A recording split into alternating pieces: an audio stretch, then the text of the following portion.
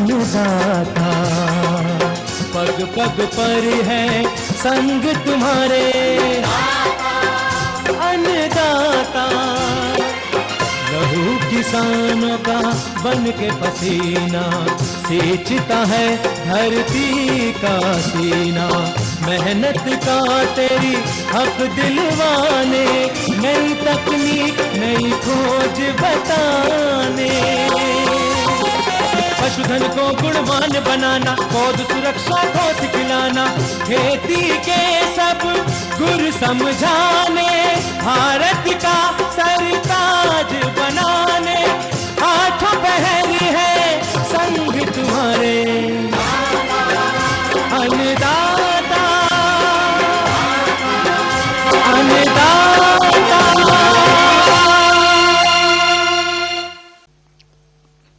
नमस्कार, मैं शालिनी स्वागत करती हूं आप सभी दर्शकों का अन्नदाता कार्यक्रम में। हर रोज की तरह कार्यक्रम में हम लेकर के आते हैं खेतीबाड़ी से जुड़ी हुई बहुत सी लाभकारी जानकारियां। तो चलिए सबसे पहले देखते हैं क्या है विशेष आपके लिए आज के कार्यक्रम में। खरीफ फसलों में खरपतवारों का समन्वित नियंत्रण भाग 1।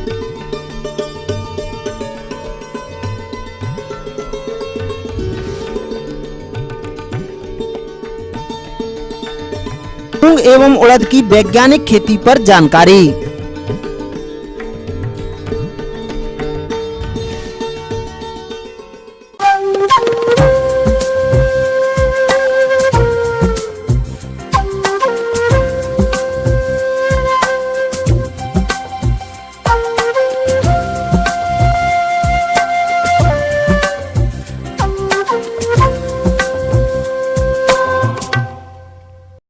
किसान भाइयों, फसलों में खरपतवारों का प्रकोप एक प्रमुख समस्या है जो कि मुख्य फसल के साथ प्रतिस्पर्धा कर उत्पादन को तो कम करते ही हैं, साथ ही कई खरपतवार ऐसे भी हैं जो कि पशु तथा मानव स्वास्थ्य के लिए हानिकारक हैं।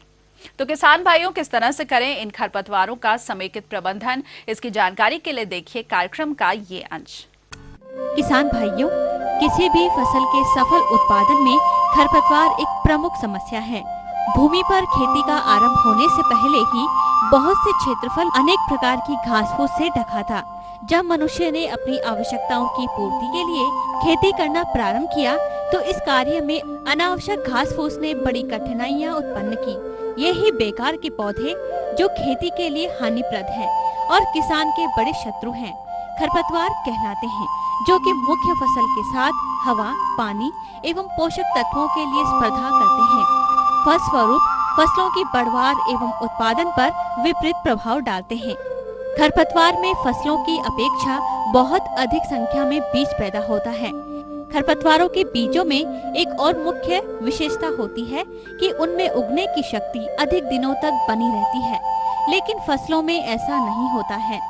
कुछ खरपतवारों के बीज मनुष्यों, पशुओं के शरीर, आदमियों के कपड़ों से शीघ्र चिपक जाते हैं, जिनकी वजह से वे दूर दूर तक फैल जाते हैं। कुछ खरपतवारों के बीज फसलों के बीज के समान ही होते हैं, जिसको चाहते हुए भी फसलों के बीजों से अलग करना असंभव हो जाता है। किसान भाइयों, खरपतवारों को पानी की कम आवश्यकता होती है, जिससे ये सूखा इत्यादि को सहन करके आसानी से जमते और बढ़ते हैं। इनकी जड़ें अधिक विकसित होती हैं और अधिक गहराई तक जाती हैं, जिससे ये भूमि की निचली सतह से भोजन और पानी ले लेती हैं, जहां से फसल ग्रहण करने में असमर्थ हैं। खरपतवार बीजों के अलावा अपने वानस्पतिक भागों से भी सुगमता पूर्वक स्वयं ही पैदा हो जाते हैं, जैसे हिरणखुरी और मोथा। खरपतवार फसल के लिए उपलब्ध पोषक तत्व जल, सूर्य का प्रकाश एवं वायु का प्रयोग करते हैं, जिससे खरपतवार व फसल के बीच प्रतिस्पर्धा उत्पन्न हो जाती है। पोषक तत्व को प्राप्त करने के लिए फसल एवं खरपतवारों के बीच संघर्ष होता है। कभी कभी इस संघर्ष में फसलों को काफी हानि हो जाती है। खेत का बहुत सा क्षेत्र जिसमें फसल उगाई जा सकती है, उनमें खरपतवार उग जाते हैं और इस तरह फसलों के जमने और बढ़ने के लिए पर्याप्त स्थान नहीं मिल पाता है, जिसके परिणाम स्वरूप फसल की उपज में कमी हो जाती है। साथ ही कीटों एवं रोगों को आश्रय भी देते हैं। इस प्रकार यह सिद्ध हो जाता है कि खरपतवार फसलों के उत्पादन पर अनेक प्रकार से विपरीत प्रभाव डालते हैं।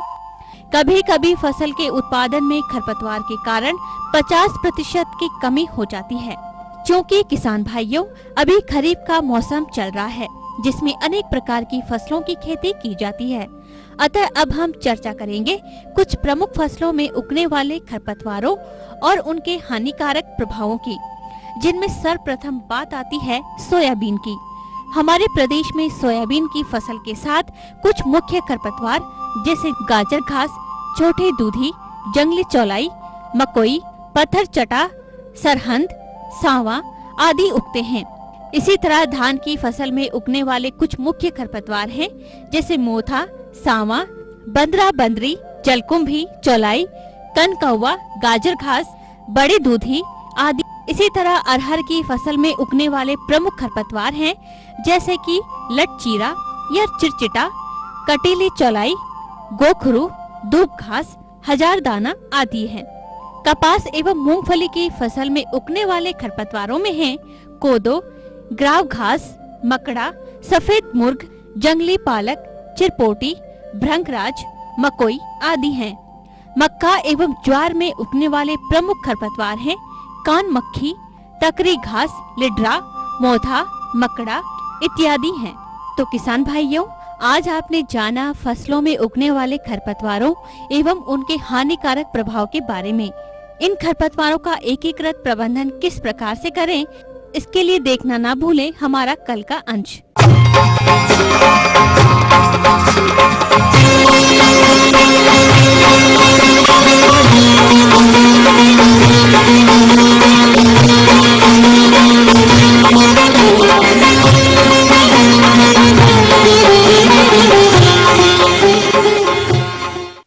अपने प्रदेश ने डेयरी व्यवसाय में अच्छी प्रगति की है। किसान भाइयों, इस व्यवसाय से अधिक लाभ तभी संभव है जब दुधारू पशुओं के आहार और आवास प्रबंधन के साथ साथ उन्हें बीमारियों से मुक्त रखा जाए। तो आज हम दुधारू पशुओं में होने वाली बीमारियां और इनसे बचाव के लिए टीकाकरण कब कराएं, इस बारे में जानकारी के लिए मिलते हैं पशु चिकित्सक डॉक्टर NC पुरोहित से। पशुपालकों से ये निवेदन करता हूं कि चूंकि बारिश का सीजन आ गया है तो अपने पशुओं में गलाघोट, HS, BQ, एकटंगिया, FMD, खुरपका मुंहपका बीमारी का टीकाकरण करवाएं क्योंकि अभी इसका समय है। सर्वप्रथम हम बात करते हैं गलाघोट HS की। इसके मुख्य लक्षण हैं गले में सूजन, पशु जोर जोर से सांस करता है, बहुत तेज बुखार होता है, मुंह और नाक से लगातार पानी गिरता रहता है। गलाघोट एक संक्रमित रोग है। ये बारिश का जो पहला पानी गिरता है और वो गड्ढों में इकट्ठा हो जाता है, वो दूषित पानी पीने से ये गलाघोट होती है और ये एक छुआछूत की बीमारी है। एक पशु से दूसरे पशु को बहुत तेजी से फैलती है और इसमें मृत्यु दर बहुत ज़्यादा है। पहली बात तो रोकथाम में ये है कि पशुओं का टीकाकरण कराएं समय समय पर, और उसके बाद यदि कोई पशु बीमार हो गया है तो उसे एक तरफ बांध दें और उसका उचित इलाज करवाएं। इसके अलावा दूसरी एक मुख्य रूप से गंभीर बीमारी है ब्लैक क्वार्टर, एकटंगिया या लंगड़ा रोग।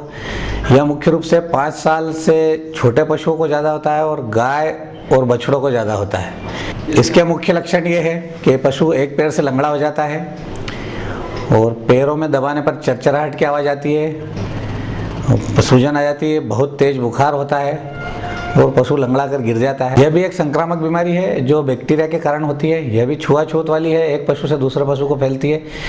तो बीमार पशु को दूसरे पशुओं से अलग कर देना चाहिए और उसका समुचित उपचार कराना चाहिए। गलाघोट और एकटंगिया HS, BQ इन बीमारियों का टीकाकरण बारिश से पूर्व मतलब 15 मई से 15 जून 30 जून के पहले करवाया जाए। इसी समय एक मुख्य बीमारी और भी होती है खुरपका मुंहपका FMD रोग। यह भी एक संक्रामक बीमारी है जो एक पशु से दूसरे पशुओं में फैलती है।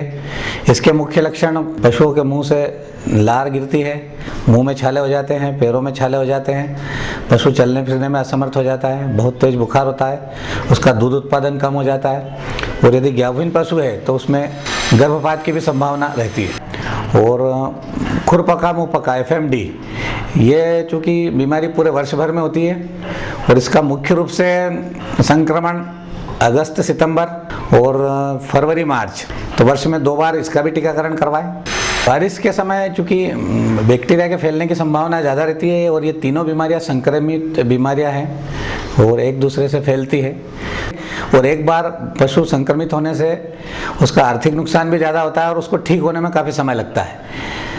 तो पशुपालकों को चाहिए कि समय पूर्व टीकाकरण करवाएं, क्योंकि बीमार होने से और जो आर्थिक नुकसान होता है और पशुपालकों को जो हानि होती है, उससे बेहतर है कि पशु समय पर और समय से पहले इनका यदि टीकाकरण करवा ले तो आर्थिक नुकसान से बच सकते हैं। तो ये थी कुछ उपयोगी जानकारियां। अब लेते हैं एक छोटा सा ब्रेक, जल्द हाजिर होंगे और कार्यक्रम में आगे है बहुत सी महत्वपूर्ण जानकारियां।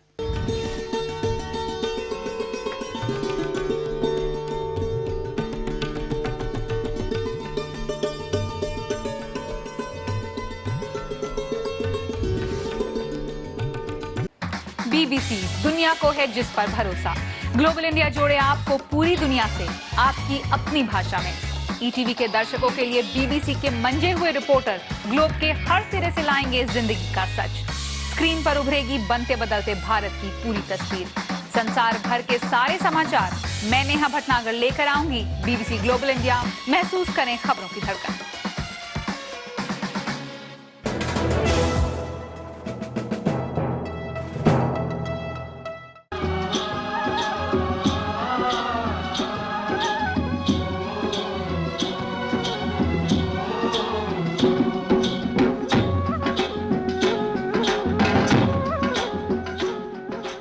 ब्रेक के बाद एक बार फिर से आप सभी दर्शकों का अन्नदाता कार्यक्रम में स्वागत है। बढ़ते हैं अपनी अगली प्रस्तुति की ओर।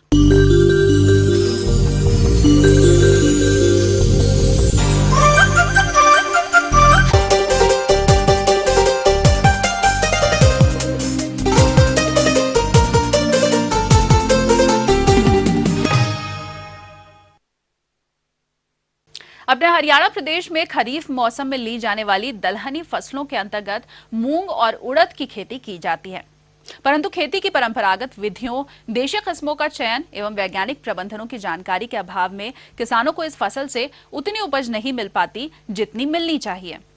अगर आप खरीफ मूंग या फिर उड़द की खेती करने जा रहे हैं तो कौन कौन से वैज्ञानिक प्रबंधनों को अमल में लाएं, आइए जानते हैं इस अंश में।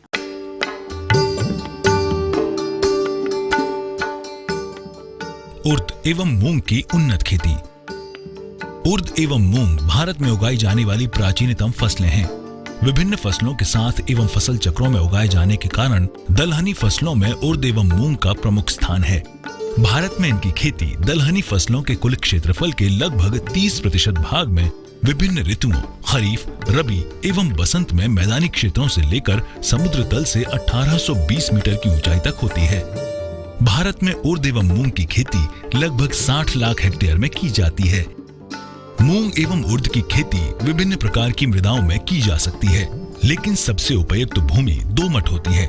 मूंग एवं उड़द की खेती के लिए 2-3 हैरो लगाकर या कल्टीवेटर करके पाटा लगा देना चाहिए। बुवाई से पहले खेत में पर्याप्त नमी होना आवश्यक है, जिससे अच्छा जमाव हो सके। प्रजाति का चुनाव।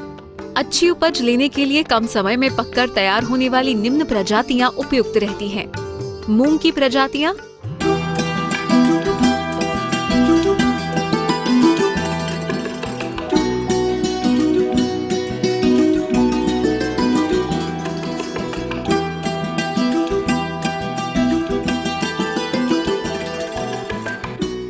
उड़द की प्रजातियां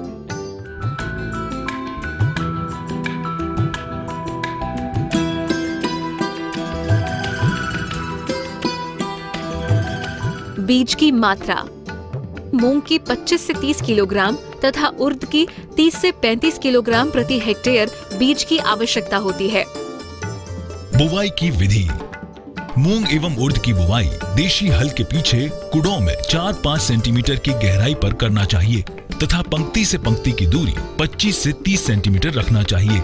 इसकी बुवाई सीड ड्रिल के द्वारा भी आसानी से की जा सकती है। बीज शोधन। उड़द एवं मूंग के बीजों को 2.5 ग्राम थीरम एवं 1 ग्राम कार्बेंडाजिम से प्रति किलोग्राम बीज की दर से शोधन करना चाहिए। इससे प्रारंभिक अवस्था में रोग शोधक क्षमता बढ़ती है और बीज का जमाव अच्छा होता है एवं पौधों की संख्या में कमी नहीं होने पाती। बीज उपचार। उपयुक्त बीज को शोधित करने के बाद एक बोरे पर फैलाकर बीज को राइजोबियम कल्चर से उपचारित करें, जिसकी विधि इस प्रकार है। आधा लीटर पानी में 50 ग्राम गुड़ घोल लें। इस घोल में 200 ग्राम राइजोबियम कल्चर का पूरा पैकेट मिला दें। इस मिश्रण को 10 किलोग्राम बीज के ऊपर छिड़क कर हल्के हाथ से मिलाएं, जिससे बीज के ऊपर एक हल्की परत बन जाए। इस बीज को छाया में 1 से 2 घंटे तक सुखाएं, तत्पश्चात बुवाई करें। उर्वरकों का प्रयोग। मूंग की अच्छी पैदावार के लिए प्रति हेक्टेयर 10 किलोग्राम नत्रजन, 45 किलोग्राम फास्फोरस तथा 20 किलोग्राम गंधक बुआई के समय कूड़ों में देना चाहिए। इसी प्रकार उड़द की फसल में 15 किलोग्राम नत्रजन, 45 किलोग्राम फास्फोरस तथा 20 किलोग्राम गंधक प्रति हेक्टेयर की दर से बुआई के समय कूड़ों में देना चाहिए। दलहनी फसलों के लिए फॉस्फेट पोषक तत्व की अत्यधिक आवश्यकता पड़ती है। रासायनिक उर्वरकों से दिए जाने वाले फॉस्फेट पोषक तत्व का काफी भाग भूमि में अनुपलब्ध अवस्था में परिवर्तित हो जाता है। भूमि में अनुपलब्ध फॉस्फेट को उपलब्ध दशा में परिवर्तित करने के लिए फॉस्फेट सोल्युबलाइजिंग बैक्टीरिया (PSB) का कल्चर बहुत ही सहायक होता है। इसलिए नाइट्रोजन की पूर्ति हेतु राइजोबियम कल्चर के साथ साथ फॉस्फेट की उपलब्धता बढ़ाने के लिए PSB का भी प्रयोग करना चाहिए। खरपतवार नियंत्रण। पहली सिंचाई करने के बाद निकाई करने से खरपतवार नष्ट हो जाते हैं। खरपतवारों का नियंत्रण पेंडिमेथलिन 30 EC रसायन की 3.3 लीटर मात्रा को 600 से 700 लीटर पानी में घोलकर बुआई के बाद छिड़कने से भी किया जा सकता है। आवश्यकता यह है कि फसल को बुआई से 40 से 45 दिन तक खरपतवार रहित रखना चाहिए। फसल सुरक्षा। मूंग एवं उर्द दोनों फसलों में प्रायः पीले चित्रवर्ण मोज़ेक रोग का प्रकोप होता है। इस रोग के विषाणु सफेद मक्खी द्वारा फैलते हैं। इसकी रोकथाम के लिए समय से बुवाई करना चाहिए। पीले चित्रवर्ण से सहिष्णु मूंग की प्रजातियों जैसे पंत मूंग 2, सम्राट एवं नरेंद्र मूंग 1 तथा उर्द की पंत U35 एवं नरेंद्र उर्द 1 की बुवाई करनी चाहिए। इसके अलावा पीले चित्रवर्ण दिखते ही पौधों को उखाड़कर फेंक देना चाहिए। सफेद मक्खी दिखने पर मिथाइल ओ डिमेटॉन 25 EC या डाइमेथाइट 30 EC की 1 लीटर मात्रा प्रति हेक्टेयर की दर से छिड़काव करना चाहिए। थ्रिप्स। इस कीट के शिशु एवं प्रौढ़ दोनों पत्तियों पर फूलों से रस चूसते हैं, जिससे पत्तियां सिकुड़ जाती हैं और फूल भी गिरने लगते हैं। इसकी रोकथाम के लिए मिथाइलोडिमेटॉन 25 EC या डाइमिथोएट 30 EC को 1 लीटर की दर से 800 से 1000 लीटर पानी में घोलकर छिड़काव करना चाहिए। आगे और भी है कुछ रोचक जानकारियां, पर यहाँ पर रुकेंगे एक और कमर्शियल ब्रेक के लिए। जल्द ही हाजिर होंगे और आगे देंगे आपको बहुत सी लाभकारी जानकारियां।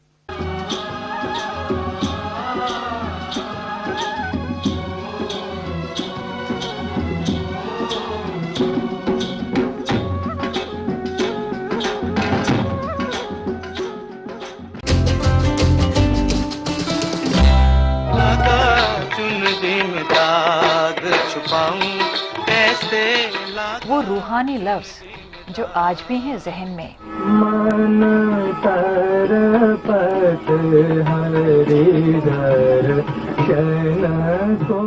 वो खुदाई मौसीकी जो ले आए जन्नत जमी पर। जो भी हो तुम खुदा की कसम लाजवाब हो। वो दिलकश अंदाज जो लौटा लाए गुजरा जमाना। प्यार किया तो डरना क्या, जब प्यार किया तो डरना क्या। देखिए भूले बिसरे गीत।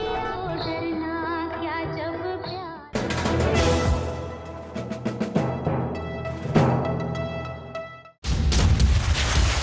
थोड़ा एक्शन,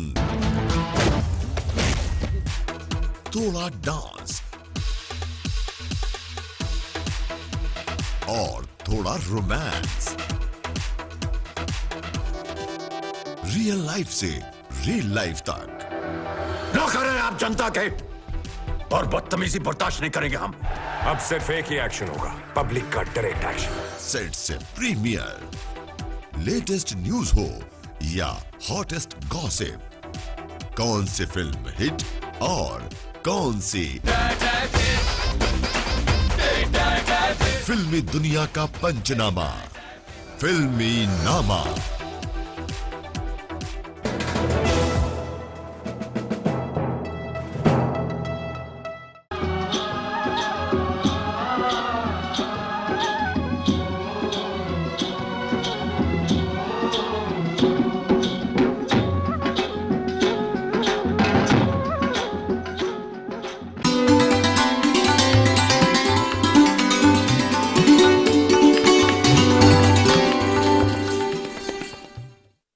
अन्नदाता हेल्पलाइन निःशुल्क फोन संपर्क सेवा के माध्यम से आपके द्वारा पूछे गए प्रश्नों में से एक या फिर दो महत्वपूर्ण प्रश्नों को हम अपने कार्यक्रम में शामिल करते हैं और इसी के तहत आज का चयनित प्रश्न और उसका जवाब इस प्रकार।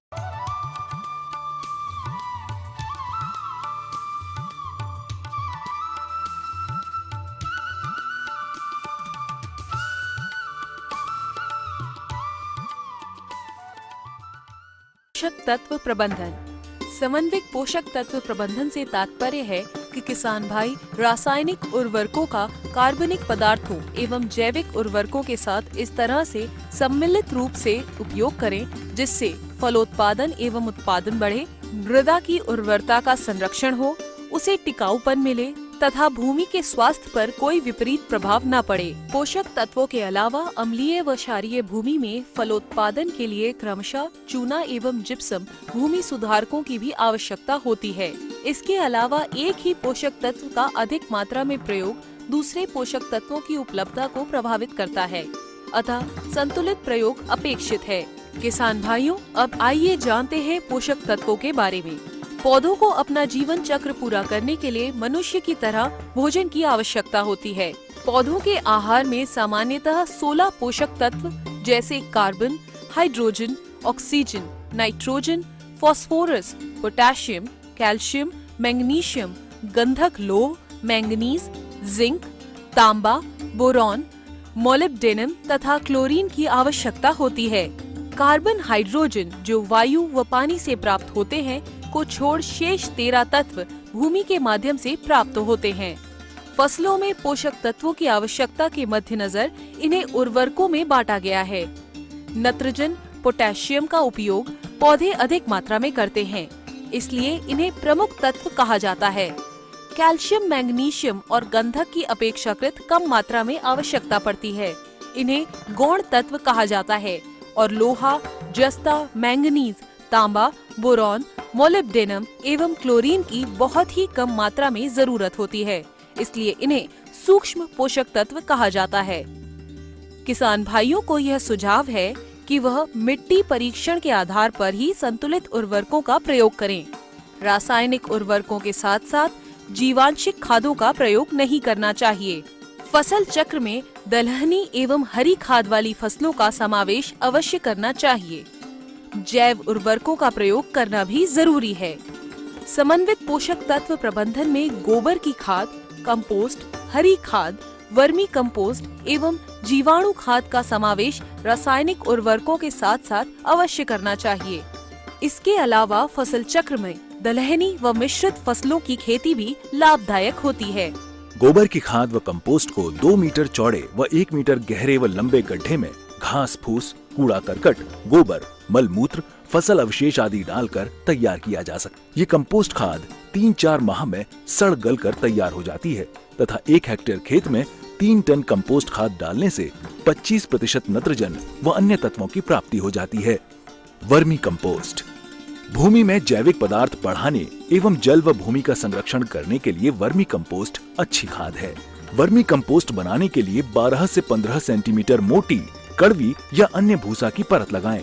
इसके ऊपर 10 से 12 सेंटीमीटर मोटी गोबर की परत लगाएं। फिर 30 से 45 सेंटीमीटर मोटी फसल अवशेष या कूड़ा करकट की परत लगाएं। उसके पश्चात 3-4 सेंटीमीटर मोटी मिट्टी की परत लगाएं। अंत में 5 से 6 सेंटीमीटर मोटी गोबर की परत दोबारा लगाएं। इस विधि से बनाए गए गड्ढे में 400 से 500 केंचुए प्रति घन मीटर या 150 से 200 केंचुए प्रति क्विंटल सामग्री की दर से छोड़ दें। उसके बाद सामग्री को पुरानी बोरी या कड़वी से ढक देते हैं। इसके लगभग 2 महीने में केंचुआ खाद बनकर तैयार हो जाती है। इसमें नाइट्रोजन 1 से 2.25%, फास्फोरस 1 से 1.5 व पोटाश 2 से 3% होता है एवं अन्य सूक्ष्म तत्व भी अच्छी मात्रा में उपलब्ध होते हैं। वर्मी कंपोस्ट के उपयोग से फसल में खरपतवार नहीं पनपते तथा दीमक का प्रकोप भी कम होता है। किसान भाइयों, अब यदि बात करें हरी खाद की, तो हरी खाद में ढैंचा, सनई या अन्य दलहनी फसलों की बुआई कर 40-45 दिन की फसल होने की अवस्था पर हैरो चलाकर मिट्टी में दबा देते हैं एवं पाटा लगा देते हैं। ऐसा करने से भूमि की भौतिक, रासायनिक व जैविक दशा में तो सुधार होता ही है, साथ ही फसलों को पोषक तत्व भी प्राप्त होते हैं। अब आइए बात करें जीवाणु खाद के बारे में। तो यह भी सस्ता व हानि रहित खाद है। दलहनी फसलों में बीज को बुआई से पहले राइजोबियम कल्चर से उपचारित करना चाहिए, जिससे इनके बैक्टीरिया 50 से 200 किलोग्राम नाइट्रोजन प्रति हेक्टेयर स्थिर करने की क्षमता रखते हैं। खाद्यान्न फसलों एवं अन्य फसलों में बीज को एजोटोबैक्टर कल्चर से उपचारित किया जाता है। अब यदि बात करें फसल चक्र के बारे में, तो कृषि उत्पादन को स्थिर बनाने हेतु फसल चक्र अपनाना बेहद ही जरूरी है। किसी भी खेत में लगातार एक ही प्रकार की फसल लेने से मृदा की उर्वरा शक्ति तो कम होती ही है, साथ ही अनेक कीट व रोग भी उत्पन्न हो जाते हैं। यदि किसान भाई फसल चक्र अपनाते हैं तो मृदा में उपलब्ध पोषक तत्व का पूर्ण रूप से उपयोग हो जाता है तथा मृदा की उर्वरा शक्ति को बनाए रखा जा सकता है एवं कीट व रोगों के प्रकोप को भी कम किया जा सकता है और फसलों से अधिक उपज प्राप्त की जा सकती है। उदाहरण के तौर पर धान में समन्वित पोषक तत्व प्रबंधन की बात करें तो धान की फसल में पोषक तत्व प्रबंधन हेतु कार्बनिक खाद यानी कि गोबर खाद, कंपोस्ट या वर्मी कंपोस्ट से 25% पोषक तत्वों की पूर्ति की जा सकती है तथा 50% पोषक तत्व रासायनिक उर्वरकों से और शेष 25% नील हरित शैवाल से पूर्ति करना चाहिए, जो कि वातावरण में उपलब्ध स्वतंत्र नाइट्रोजन को जमीन में स्थिर कर पौधों को उपलब्ध कराते हैं, अथवा हरी खाद से करने पर उत्पादन में वृद्धि व स्थिरता दर्ज की गई है।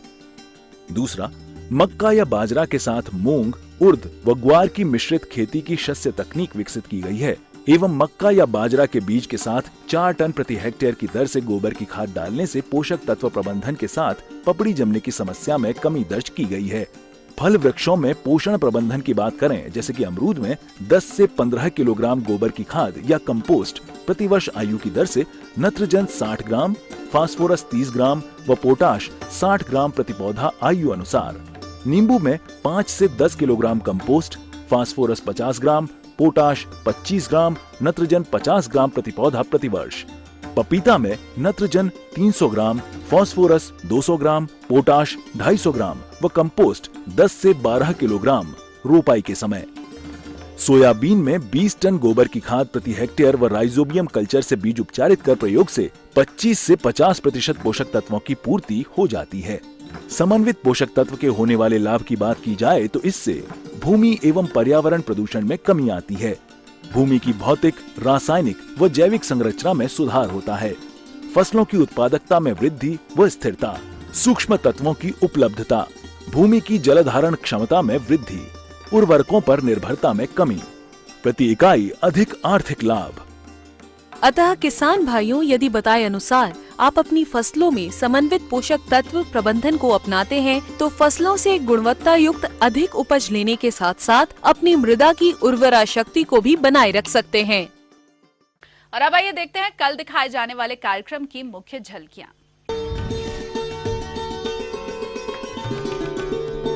खरीफ फसलों में खरपतवारों का समन्वित नियंत्रण भाग 2।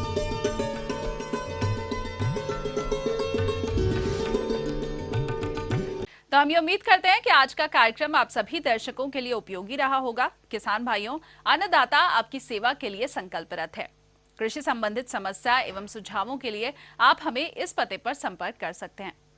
प्रोड्यूसर अन्नदाता, ETV, Haryana, Himachal Pradesh, Ramoji film city, Hyderabad 501512। साथ ही आप हमें ईमेल भी कर सकते हैं। हमारा ईमेल ID है annadaata.hr.hp@etv.co.in। इसके अलावा खेतीबाड़ी से संबंधित किसी भी समस्या के निवारण के लिए आप हमारे निःशुल्क हेल्पलाइन नंबर 1800425408 पर शाम 5 बजे से 7 बजे के बीच संपर्क कर सकते हैं। तो फिलहाल अन्नदाता की पूरी टीम को दीजिए इजाजत। कल फिर से इसी समय आपसे मुलाकात होगी कृषि संबंधित कुछ और रोचक जानकारियों के साथ। नमस्कार।